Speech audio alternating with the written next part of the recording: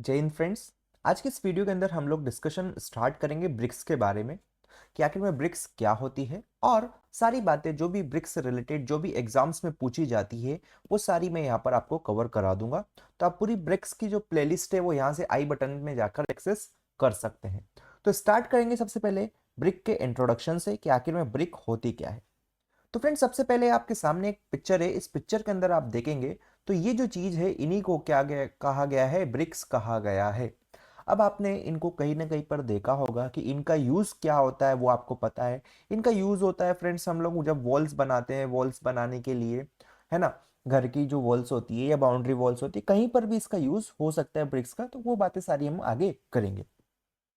But सबसे पहले यहाँ पर आप देख लीजिए कि जो ब्रिक्स है हमारा एक प्रकार का सबसे ओल्डेस्ट और लीडिंग बिल्डिंग मटेरियल है। मैंने यहाँ पर लिख दिया है कि brick is one of the oldest, मतलब कि बहुत पहले से हमारे जो पूर्वज है उनके टाइम से इसका यूज होते हुए आ रहा है।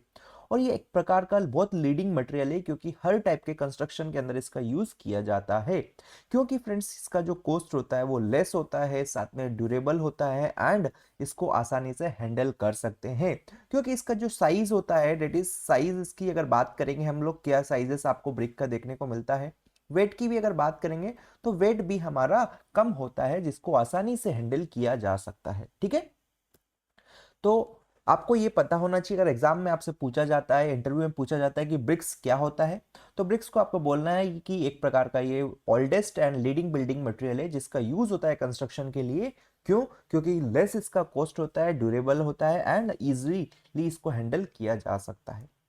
नेक्स्ट जो है फ्रेंड्स, आप जैसे कि देखेंगे शेप इसका एक होता है कैसा, रेक्टेंगुलर ब्लॉक शेप का होता है and that size can be conveniently handle with one hand. मतलब कि यहाँ पर अगर आप ध्यान से देख रहे होंगे तो ये ब्रिक कुछ इस टाइप का आपको दिखाई दे रहा होगा जो कि एक रेक्टेंगुलर शेप का है या फिर मैं बोलूँ क्यूबॉइडल शेप का होता है, जिसकी ये साइजेस भी काफी कम होती है। साइजेस में अभी आपको बता देता हूँ यहाँ पर कि ये जो लेंथ होती है इसकी स्टैंडर्ड साइज जो है ब्रिक का वो 19 सेंटीमीटर, जो इसका जो ब्रेड्थ हो जाएगा या जो बोलूँ डेप्थ हो जाएगा ये होता है मेरा 9 सेंटीमीटर, और ये भी सेम साइज का आपको देखने को मिल रहा होगा 9 सेंटीमीटर।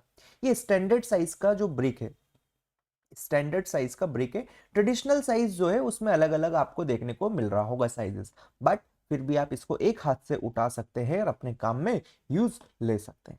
ठीक है, नेक्स्ट जो है फ्रेंड्स, ये आपका क्ले या फिर उसके मिक्सचर से मिलकर बना हो सकता है, डेट इज क्ले और मिक्सचर ऑफ सैंड, या फिर लाइम और ओपीसी से भी ये मिलकर बना हो सकता है। ये हम भाई हम जो आपको दिख रही है ये हमारी है क्ले ब्रिक। क्ले ब्रिक से आपको ओपीसी वाली ब्रिक्स के बारे में भी पता चलेगा धीरे धीरे। ठीक है, साथ में ध्यान दीजिएगा कि जो क्ले ब्रिक्स है इनको कॉमनली यूज किया जाता है since it is more economical and easily available. ये जो हमारी क्ले ब्रिक है, क्ले ब्रिक हमारे, इनको सबसे ज्यादा यूज किया जाता है क्योंकि ये इकोनॉमिकल है और आसानी से हर जगह मिल जाती है। लेकिन जो ओपीसी की जो ब्रिक्स रहेगी इसकी थोड़ी सी कुछ कुछ लिमिटेशन है, लेकिन हर जगह रेडियली मिलती नहीं है, तो इसलिए इसका यूज कम होता है। बट बहुत पुराने टाइम से हम लोग ये वाली ब्रिक्स का यूज करते आ रहे हैं, डेट इज क्ले ब्रिक्स का। ठीक है, फिर जो होता है फ्रेंड्स आपके, अगर इसकी साइजेस की मैं बात करूं तो जो स्टैंडर्ड साइज होती है, that is size of standard या फिर जो मॉड्यूलर ब्रिक होता है, ये इसकी जो साइज जो है आप यहां पर देख सकते हैं कि 19 centimetre bye 9 centimetre bye 9 centimetre होता है।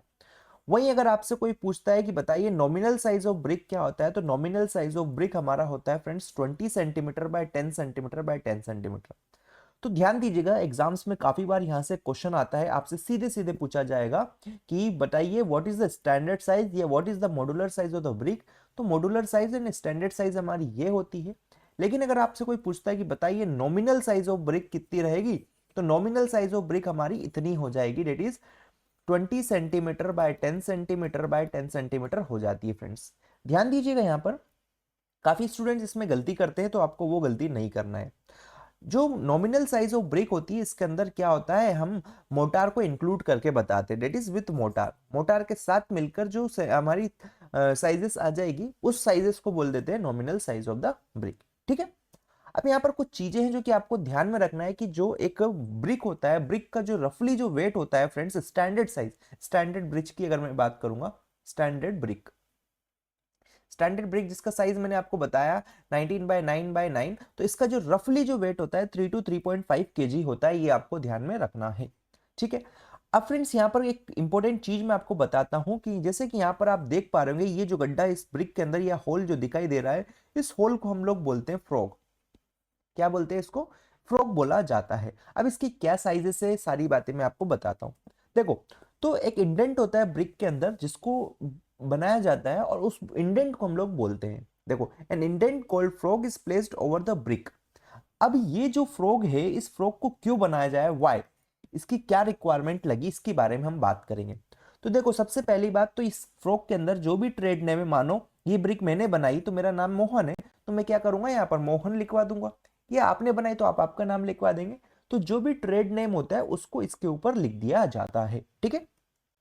दूसरा, ये एक्ट करता है शेयर की तरह।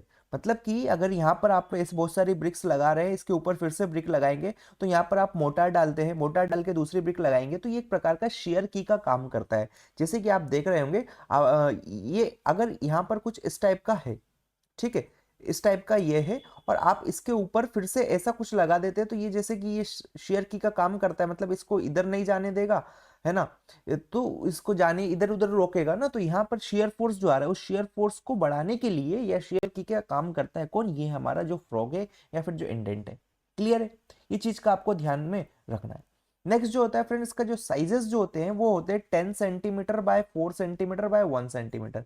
मतलब कि 10 सेंटीमीटर इसकी लेंथ हो जाएगी इस फ्रॉक की, और 4 सेंटीमीटर इसकी विड्थ होती है, एंड 1 to 2 सेंटीमीटर, 1 से 2, मतलब 1 सेंटीमीटर से 2 सेंटीमीटर तक इसकी डेप्थ हो सकती है, बट कॉमनली 1 सेंटीमीटर आपको ध्यान में रखना है।